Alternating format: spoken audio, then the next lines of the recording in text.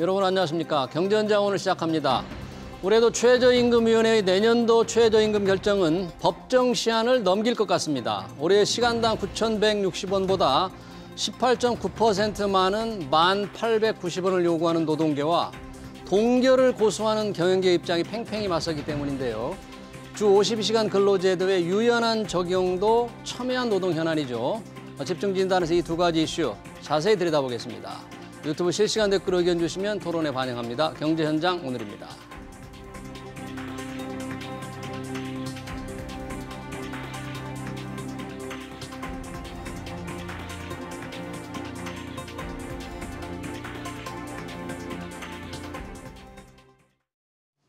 네, 최저임금 인상 토론하기 위해서 두 분 모셨습니다. 김성희 산업노동정책연구소 소장, 그리고 최승로 자유기업원장입니다. 두 분 어서 오세요. 반갑습니다. 네, 안녕하세요. 네, 최저임금 올해 첫 윤석열 대통령의 첫 결정인데요. 내년도 최저임금 결정, 현재는 시간당 9,160원입니다.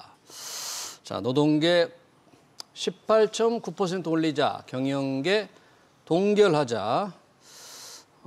김성희 소장님, 두 양측의 의견이 지금 팽팽히 맞섰는데 혹시 조금 의견이 뭐 좁혀진 안이 지금 나왔습니까? 아니면 어떻습니까? 이게 초기 요구안이 이건데. 예, 법정 시한이 하루 앞두고 있는데 오늘 3시에 회의가 다시 열린다고 하니까요.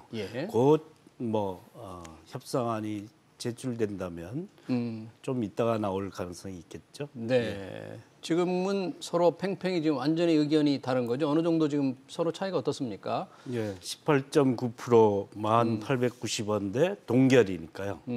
그런 풍경은 이제 최근 계속 있었던 풍경이긴 합니다.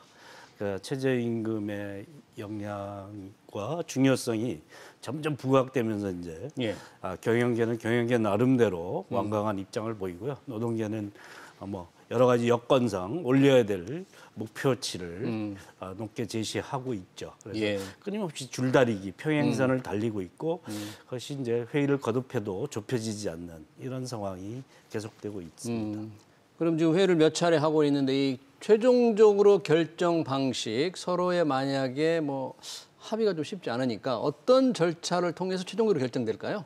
네, 이 최저임금이 결정되는 것은 최저임금위원회입니다. 근데 이 최저임금위원회는 이제 세 부분의 입장이 이제 서로 9명씩 결정이 돼 있는데요. 그러니까 사용자를 대변하는 사용자위원 9명, 그리고 이제 노동계와 근로자에 해당하는 근로자위원 9명, 그리고 정부의 의견을 주로 반영하는 이 공익위원 9명으로 구성이 돼 있습니다. 공익위원 9명이요. 아무래도 양자 간에 노사 간에 팽팽한 그러한 의견의 차이가 있습니다만 매년 이 공익위원이 주도적으로 이 최저임금을 결정하는 키 역할을 하고 있죠. 그래서 근데 이 공익위원 9명이 지난 문재인 정권 때 주로 임명된 그런 분들이기 때문에 아마도 지난 5년간의 흐름이 어느 정도 연결된 그러한 최저임금 결정 방식으로 가능성이 좀 높은 상황이다 이렇게 볼 수가 있습니다. 네, 그러니까 경영계와 노동계의 요구가 워낙에 이제 차이가 크니까 합의가 이루어지지 않으면 공익위원회 제출한 안을 놓고 투표를 하게 되나요? 그럼 보통 그렇게 결정이 됐나요? 예, 최종적으로 나오면 이제 법적으로 명확하게 고시를 해야 되거든요. 고용노동부 장관이 고시하고 국회에서 추임받는 절차가 있어서 어디 몇 퍼센트에서 몇 퍼센트까지가 아니라 딱 명확하게 얼마 이렇게 정해지게 되어 있습니다. 그래서 방금 이제 공익위원들이 이제 캐스팅 보트를 쥐고 결정할 가능성이 높은데요. 문재인 정부 때 임명됐지만 두 차례 높은 18.9% 이렇게 높게 인상하다가 1.5% 5%, 5.1% 낮췄지 않습니까? 후반으로 가서는요. 그래서 박근혜 정부 평균 7.4%보다 최종적으로는 5년 평균이 7.2% 정도로 낮게 결정이 됐는데 그 후반부에 임명이 되신 분들이라 그래서 어떻게 윤석열 정부가 최저임금 방향을 어떻게 설계하느냐에 대해서 정부위원들이 창관으로 특별위원으로 3명 참여하거든요. 그리고 사후에 이제 공익위원들과 비공식 논의가 있을 거라고 봅니다. 그때 어떤 방향을 설정하느냐에 따라 인상률 추이가 결정나지 않을까 생각합니다. 네. 그러면 이제 금년간에 이제 결정을 해야 되는데 처음 요구하니까 이제 경영계는 이제 현재 수준 9,100, 시간당 9,160원 올리지 말자. 올리면 안 된다. 이런데 그 근거 우리 최 원장님 보시기에는 왜 경영계로서는 최저임금을 올릴 수가 없느냐 지금 상황에서 어떤 그 명분과 어떤 이유입니까? 아무래도 그 지금 최저임금이 가파르게 올라왔고 또 이 최저임금의 그 상승폭이 과다하다 보니까 사실 최저임금에 따른 부작용이 상당히 심각한 상태입니다. 그렇기 때문에 이 최저임금의 급격한 상승에 따라서 이 자영업을 하거나 소상공인 하시는 분들한테는 거의 이 사업하는 것 자체가 불가능한 수준까지 몰렸고 그러다 보니까 거의 고용을 할 수 없는 상황에 처해 있는 것이죠. 이런 입장을 고려했을 때는 사실 동결도 이 소상공인에게는 버거운 일이다 이렇게 판단을 하고 있습니다. 그래서 이 소상공인이 고용 없이 혼자서 1인 사업자로 계속 사업을 하는 것보다는 사실은 일자리가 있는 것이 모두에게 더 나은 선택일 수 있는데 최저임금이 지금 너무 과도하게 높은 상태에서 또 올리는 것은 이것은 이 앞으로 경제 위기가 올 가능성이 매우 높은 상황 아닙니까? 급격한 인플레이션 또 고유가 지금 무역 적자가 이루어지는 이런 상황에서 최저임금마저 올리게 되면 거기에 아주 직격탄을 맞을 수 있다. 그리고 이 안 그래도 일자리가 지금 계속 부족한 상황에서 더 일자리를 줄여서는 곤란하다라는 인식이 아무래도 사용자에게는 그러한 그래도 최소한 동결은 해야 되지 않겠느냐라는 입장을 나타내고 있습니다. 그러니까 기업들이 지금의 9,160원에서 조금이라도 올리는 것은 지불할 능력 자체를 범위를 벗어난다. 지불할 능력이 안 된다 그런 건가요? 예, 지난 최근 5년간 임금 최저임금 상승률을 보면은요, 우리나라가 선진국대에 비해서 가장 높습니다. 최저임금 수준이. 그러니까 나라마다 임금의 차이는 금액적으로는 차이가 있습니다만 중위임금 대비로 평균적인 임금 대비로 계산을 해볼 필요가 있어요. 그랬을 때 프랑스라든가 영국, 독일, 캐나다, 일본, 미국에 비해서 우리가 중위임금 대비 최저임금이 가장 높은 62.0이라고 인상률이 이렇게 나타나고 있습니다. 그래서 5년간 인상률이 41.6%. 그러니까 5년간 이 누적 인상률이라고 하면 어마어마한 거죠. 41%면. 그래서 다른 나라에 비해서 과도하게 지금 최저임금이 올라온 상태다. 그리고 임금의 절대적인 수준도 이 중위임금 대비했을 때 가장 선진국 대비 높은 상황이다. 이런 것은 사실은 최저임금의 본연의 역할을 떠나서 마치 평균 임금에 가까워지는 수준의 임금이 돼버린 것이죠. 그렇다면 이건 최저임금의 역할에서 완전히 벗어난 임금일 수 있는 것이죠. 그래서 우리가 최저임금의 고유한 역할, 그리고 최저임금은 그래도 이 정도 임금은 줘야지 않아라는 그러한 것인데 이 최저임금을 마치 이 정도의 생활을 위해서는 이 정도 임금은 줘야 돼라는 식의 평균적인 임금이 돼버린 것입니다. 이것은 사실은 최저임금의 본연의 제도의 취지와는 완전히 어긋난 상태가 된 것이죠. 네, 그러니까 우리 최승로 원장님 말씀 들어보니까 최저임금을 어떻게 규정해야 되느냐. 뭐 법적으로 좀 이 최소한 이걸 지켜야 된다. 안 지키면 법을 어기는 문제가 되느냐. 아니면 야, 살 만큼은 좀 줘야 되지 않느냐. 여러 가지 논쟁이 있을 수 있는데 우리 임 소장님 어떻게 보세요? 노동계 18.9% 주장의 배경에는 바로 그 문제인데요. 그러니까 일을 해서 먹고 살 수 있는 그런 임금 수준은 누구에게나 보장돼야 되지 않느냐. 그래서 저임금 노동자, 불안정한 노동자도 최저임금만큼은 40시간 뭐 정상적으로 근무했을 때 받을 수 있어야지 된다. 그래서 코로나19로 이제 더 어려운 사람들이 더 어려워졌고 일을 해도 가난한 문제, 생계비를 충족하지 못하는 문제를 주로 부각을 하고 있죠. 그래서 18.9% 인상해서 해도 그 생계비 충족률이 뭐 3인 가구, 우리나라 이제 가구 평균이 3인 정도 되는데요. 3인 가구 생계비 440만 원의 절반도 되지 않습니다. 40% 정도를 충족하는 선이라서 지금까지 이제 최저임금 심의를 위해서 실태 생계비를 조사를 하는데요. 실태 생계비요. 그 실태 생계비 조사의 결과 이제 비혼 단신 가구를 중심으로 예. 설계를 해왔습니다. 비혼 단신 가구의 생계비도 예. 충족되지 않는 수준에서 생계비를 정했는데 예. 뭐 아예로 권고도 그렇고 이제 노동계도 그러니까 생각했을 때는 그 가구가 어느 정도 편안하게 살 수 있는 수준은 돼야 되지 않느냐인데 그의 충족률이 절반도 되지 않는 수준을 정로는 줘야 되지 않느냐는 요구고요. 이게 이제 물가가 많이 오르고 있지 않습니까? 예. 4%고 예상치는 연말까지 6%고 이건 내년에 적용되는 임금이니까요. 그렇죠. 연말까지 6%에다가 뭐 산입범위 조정으로 6% 정도 손해 본 것까지 합해서 그다음에 어느 정도 소득 분배 계산을 할 수 있는 생계비 충족을 할 수 있는 수준 감안해서 제시된 안이다 이렇게 볼 수 있겠죠.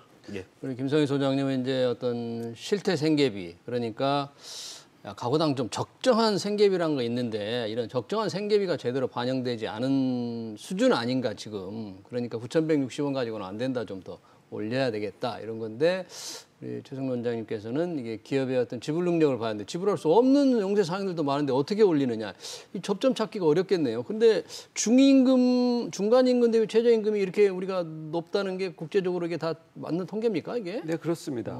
그러니까 지금 최저임금을 너무 과도하게 올리다 보니까 평균 임금 수준까지 중임금까지 수준으로 계속 올라가 온 것이죠. 그런데 최저임금을 생계비로 연결시키는 것도 이게 잘못된 분석입니다. 아, 그래요? 왜 그러냐면요. 네.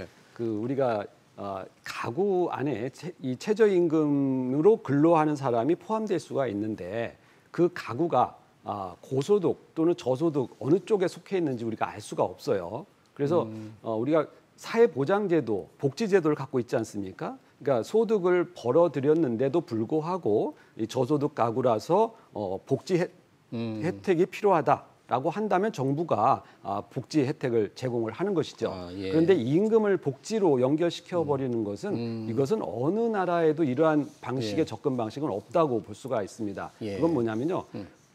임금은 복지가 아닙니다. 이것은 상호 계약자인 사용자와 근로자가 생산성에 접근하는 방식으로 장기적으로 접근하는 방식으로 서로에게 이득을 얻기 위해서 임금을 계약하는 것이죠. 그렇기 때문에 임금이라고 하는 것은 이 복지의 대상이 아니다. 그리고 기업은 복지기관이 아닙니다. 그래서 기업한테 복지 비용을 다 대라. 이것은 잘못된 접근 방식인 것이죠. 그래서 임금을 받았음에도 불구하고 생활이 어려운 계층에게는 당연히 정부가 복지 혜택을 제공합니다. 그래서 우리는 복지와 임금을 이렇게 연계시키는 방식으로 기업에게 복지기관을 강요하는 것은 이것은 이 경제 논리에서 완전히 벗어났을 뿐만 아니라 이 경제 기능을 위축시켜가지고 결국은 근로자들의 일자리를 위협하는 것입니다. 그래서 결국에 와서 일자리가 줄어든 만큼 우리는 더 그 사람들한테 가혹한 행위를 하게 된 것이죠. 예. 일자리를 뺏는 것만큼 더 심각한 위협이 어디 있겠습니까? 그런데 이 최저임금이라고 하는 것은 그렇게 일자리를 직접적으로 빼앗는 잘못된 법이기 때문에 이것을 함부로 최저임금을 그렇게 높게 책정해서는 안 되는 것이죠. 그러니까 최저임금만으로 모든 생계비를 다 보전할 수는 없는 일이다. 부족한 것은 정부의 복지 기능이 좀 있지 않느냐. 그러니까 기업한테 그 부담을 다 줘서는 안 된다는 게 이제 일반적인 또 경영계의 주장인데 뭐 합리적으로 들리십니까? 예.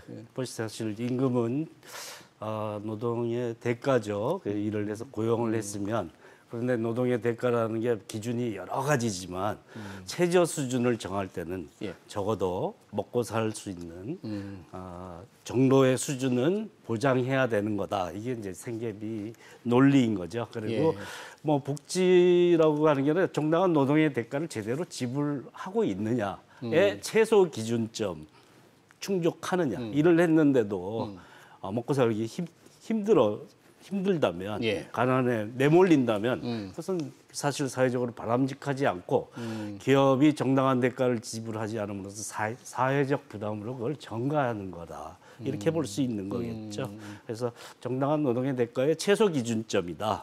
먹고 살 수 있는 기준. 그러나 3인 가구에는 뭐 물론 맞벌이도 있고 또 자녀 중에 또 돈을 버는 사람도 있으니까 가구안 안에 돈을 버는 사람이 몇 명인지는 정확하게 통계가 나와 있지 않고 일률적으로 정할 수 없으니까 3인 가구 평균 기준이지만 생계비 충족률은 절반이 안 되는 수준에서 이제 이 정도라도 돼야지만 뭐 그 가구가 생계원 주 생계원이 아닌 보조 생계원이 있다 하더라도 네. 사실은 충족할 수 있는 최소 기준이 아니겠냐 이렇게 얘기할 수 있고요. 네. 한 가지만 더 말씀드리면 중위임금 기준이라는 게 상대적으로 우리나라 임금 수준이 높아진 착시 현상이 좀 벌어지는데요.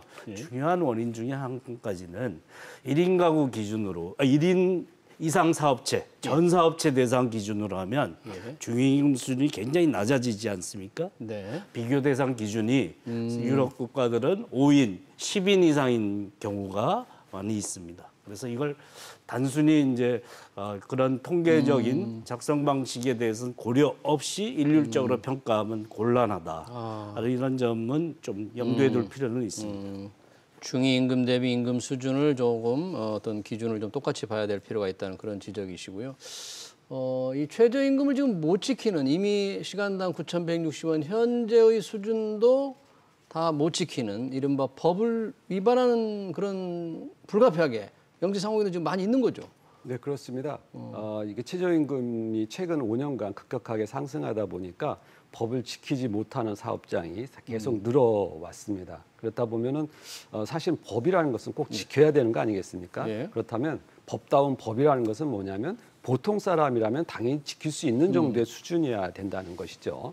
그런데 우리가 이 최저임금 현장에서는 그렇지 않은 현상이 너무 많아졌다는 거. 예. 그래서 이 최저임금을 무리하게 올리다 보니까 그런 병폐 현상이 발생을 한 것입니다. 그래서 이 최저임금을 올릴 수 있으려면 그 분야에 있어서 생산성도 같이 어느 정도 올라줘야 되는데 이미 생산성이 올라갈 수 없는 구조가 만들어지는 데다가 최저임금을 무리하게 올리다 보니까 이러한 부작용이 발생을 한 것입니다. 그런데 이 최저임금을 올리는 것의 가장 큰 나쁜 점은 뭐냐면 일자리를 없앤다는 것입니다. 일자리가 줄 거다. 이게 그래서 참 문재인 정부 5년에 참 많은 논란이었습니다. 네, 어떻게 얼마나 일자리가 줄까요, 실제로? 이것을 예측을 해봤는데요. 최저임금 올해 2022년 인상률이 이제 5.05%. 9,160원인데 일자리 감소폭만이 보더라도 약 3만 8천 개에서 9만 1천 개 정도의 연간 일자리 감소폭을 우리가 생각해 볼 수가 있고요. 23년도에 만약에 9.2% 상승을 해서 1만 원을 올린다고 치면 최대한 15만 개 이상의 일자리가 감소할 수 있다. 그리고 노동계가 요구하는 그런 890원까지 올리게 되면 최대치 34만 개 일자리가 감소할 수 있다는 것입니다. 이렇게 되면은 사실은 최저임금을 올려서 이득 보는 계층, 물론 기존의 몇몇 근로자들에게는 최저임금이 올라와서 이득이 될 수는 있습니다만 많은 사람들이 일자리를 빼앗김으로 인해서 사실은 생활의 공공함이 더 심각해지는 상황에 몰릴 수가 있다는 것이죠. 그래서 최저임금의 상승에 수혜가 누구한테 가느냐? 결국 더 어려운 사람한테는 심각한 상황이 되고 더 일자리가 풍족한 뭐 대기업에 근무하는 사람들이라든가 노조 활동을 하는 사람이라든가 이런 사람들한테는 이득이 될 수 있겠습니다만 오히려 열악한 계층에게는 더 힘든 더 일자리마저 빼앗는 그러한 양극화 현상을 심각하게 촉진하는 그러한 부작용이 발생할 수가 있다는 것이죠. 네, 지금 인용된 자료를 보니까 전국 경제연합회 자료인데요. 노동계 요구대로 1,890원까지 오른다면 최대, 이건 가장 많이 일자리가 잃는다면 34만 명으로 나와 있긴 한데 저렇게만 보면 좀 심각한데 저 연구 자료에 또 어떤 신뢰도랄까? 근거 이런 것도 조금 어떻게 평가를 할까요? 뭐 우리가 이제 경제 언론을 모르더라도 경제학에 대한 기본 원리는 다 알고 있지 않습니까? 가격이 오르면 수요가 준다. 임금이 오르면 노동력 수요가 줄어서 일자리가 준다. 근데 현실에서 그게 원론적인 얘기가 작동하려면 다른 조건이 다 변하지 않는다라는 가정이 충족돼야 되는데요. 꼭 그렇지 않죠. 현실에서는 그렇게 되지 않죠. 뭐 좋은 방법으로 해결하는 방법은 경영혁신으로 비용 절감, 다른 방면으로 비용 절감하는 방법도 있을 거고요. 그다음에 임금 인상이 되게 되면 이것은 이제 가격의 정가를 하는 경향이 있습니다. 예. 뭐 원자재 가격 폭등했는데 사실 가격 재료비가 오르면 가격 인상으로 연결되지 않습니까? 네. 그래서 임금 인상도 가격으로 정가하면 이것이 이제 누구에게 기업은 손해를 안 보고 소비자에게 모두가 돌아가는 그런 상황이 되고 그게 노동자에 다시 영향을 미칠 수도 있습니다.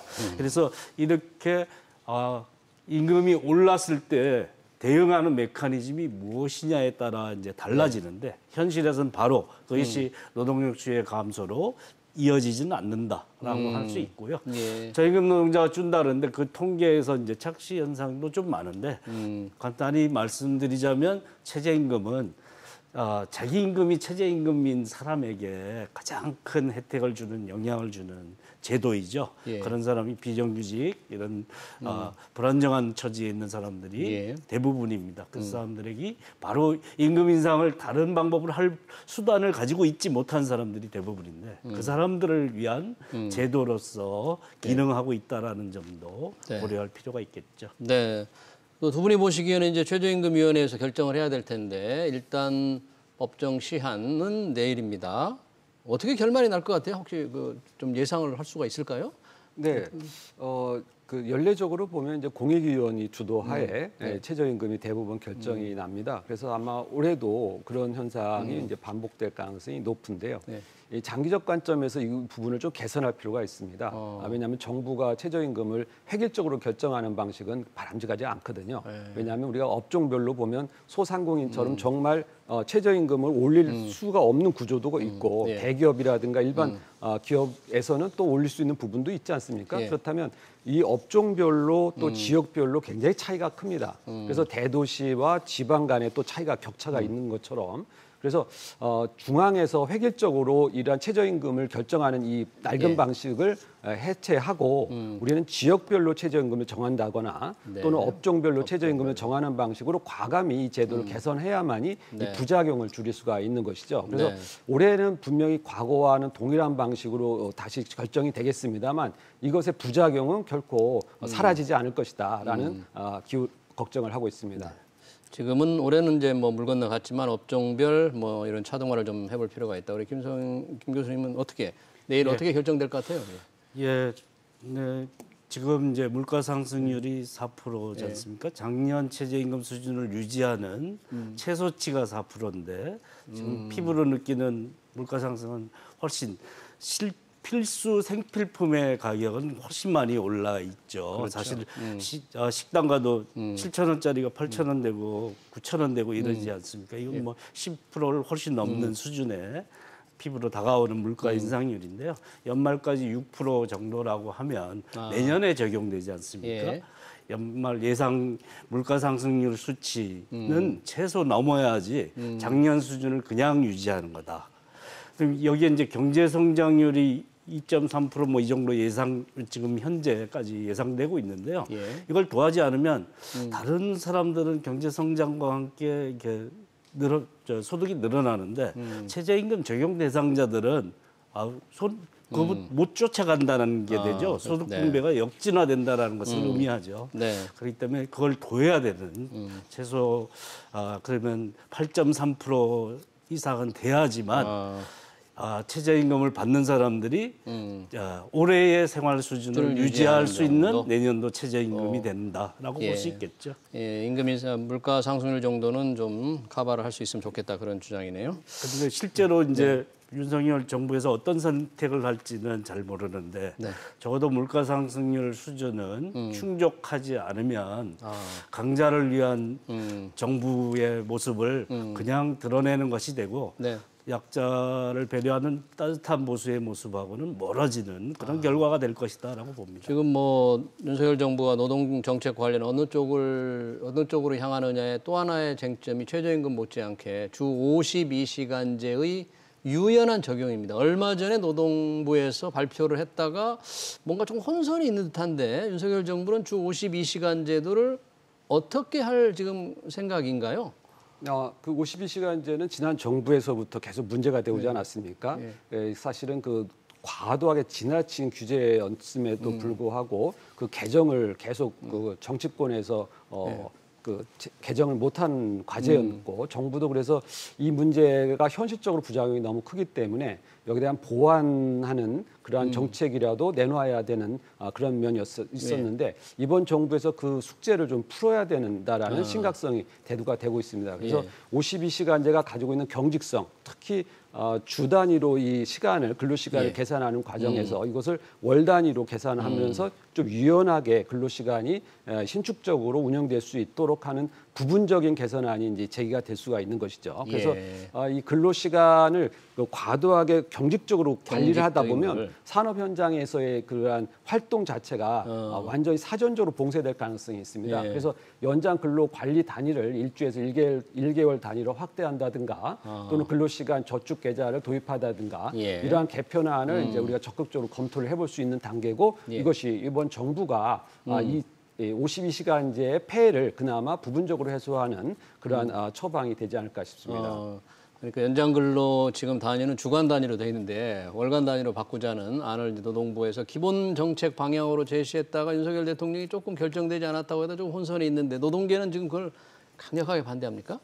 예, 뭐 강력하게 반대하죠. 왜냐하면 52시간 상한제가 이명박 정부, 박근혜 정부 때 다 논의됐었고 문재인 정부에서는 노사 합의, 뭐 최종 합의는 전원회의에서는 불발됐지만 실무적으로는 합의가 됐고 여야 합의로 통과된 안입니다. 그래서 52시간 상한제 안에 사실은 유연화 조치가 노동시간 유연화 조치가 다 포함되어 있습니다. 탄력적 근로제 확대하고 선택적 근로시간제 정산 기간 확대하고 특별 연장 근로라고 이걸 또 넘어서서 할 수 있는 제도도 만들었어요. 이미 그 안에 있어요. 예, 그래서 할 수 있는 유연화 조치는 다 그 사이에 노사 타협이 다 된 것이다라고 볼 수 있는 정도이거든요. 그다음에 지금의 여당인 당시 야당도 합의를 했던 안일 정도로 그런 안이라서 지금 하는 얘기는 쥐어짜내느라고 뭔가 잘못 코드를 읽었는지 코드를 맞추려고 유연화 조치를 추가로 하려고 그러는데 쥐어짠 냄새가 너무 많이 납니다. 할 수 있는 유연화 조치는 이제 할 만큼 다 돼 있거든요. 사실은. 그래서 주 단위 계산을 월 단위로 옮긴다라는 거는 탄력제가 사실 그걸 월 단위, 3개월 단위 이렇게 유연하게 할 수 있는 제도를 이미 도입한 거거든요. 월 단위로 그걸 정산하겠다는 건 굉장히 실현성도 없고 현재 제도랑은 충돌을 일으킬 수 있는 무리한 제도다. 상식적으로 하면 12시간 추가 노동할 수 있는 한 주에 할 수 있는 거를 한 달로 몰아보면 52시간이 나옵니다. 그러니까 한 달에 4.34주니까요. 그 52시간을 한 주에 다 몰 수 있다라는 게 되는데요.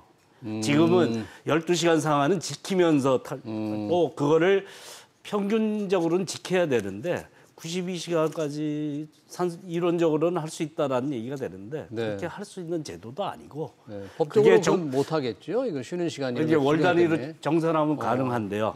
하루에 11시간 쉴 수 있는 시간만 허용하면 가능하긴 합니다만 정상적인 기업이 아니겠죠. 그래서 실제로 효과도 없는데 너무 쥐어짜낸 것이 아니냐라는 무리한 수다라고 생각합니다. 그런 부분들이 벌써 이게 노동계 반발 그런데 정부는 뭔가 유연화 조치를 좀 더 해야 되겠다. 이게 다음 달 지금 민주노총 2일 날 뭐 전국 노동자 대회를 연다는데 이런 부분에서 조금 이 윤석열 정부의 노동 정책을 두고 노동계와 좀 강력한 갈등 여러 가지 많은 갈등이 좀 우려되네요. 이렇다면 네 그렇습니다. 지난 그 화물 파업 사태에서도 이제 민주노총이 주도권을 잡아가지고 정부를 압박을 하지 않았습니까? 그러니까 이번 정부에 대한 반감을 드러낸 것인데요. 정부가 버티지 못하고 화물 전체 유통이 마비되다 보니까 거의 뭐 항복하는 수준까지 나타났는데 이번에도 사실은 그 민주노총이 정부를 힘으로 한번 억눌러 보겠다라는 그런 차원에서 또 전국대회를 개최를 하겠다고 나섰습니다. 이것은 사실은 이 민주노총의 특권이 너무 과다하다 하는 것을 보여주는 단적인 예라고 하겠는데요. 특별한 그 산업체에서의 분규나 이런 것이 아니라 정치적 차원에서 정권을 맞서서 정권을 억누르겠다라고 하는 그 특권의 의식이 너무 강한 모습으로 나타나고 있어서 상당히 우려가 됩니다. 그래서 지금 우리가 전 세계적으로 경제 위기가 오고 있지 않습니까? 그런 상황에서 우리가 노동의 유연성이라는 것 부분을 어느 정도 만들어 놓고 그것을 경제적으로 그 위기가 왔을 때 그것을 극복할 수 있는 그러한 시스템을 만들어야 하는데 그러한 것에 대한 경제적인 고려를 하지 않고 단순히 그 경제적인 부분을 뛰어넘어서 정치적인 힘만을 과시하겠다라는 식으로 노조가 활동을 한다면은 그것은 사실은 너무 노조만을 위한 그러한 투쟁이 아닌가 싶습니다. 네, 잘 알겠습니다. 이 민노총 문제, 최저임금 이제 곧 결정되는 최저임금 인상, 주 50일제 적용, 갈등 이슈 토론 여기서 마치겠습니다. 지금까지 최승로 자유기업원장, 김성희 산업노동정책연구소 소장이었습니다. 고맙습니다. 네.